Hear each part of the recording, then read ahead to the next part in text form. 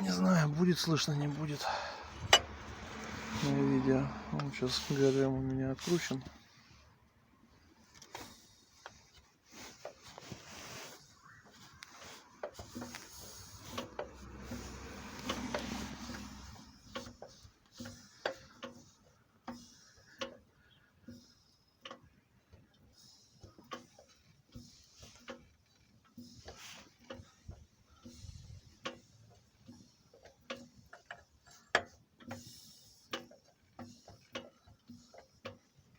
Предположительно разбила палец шатуна.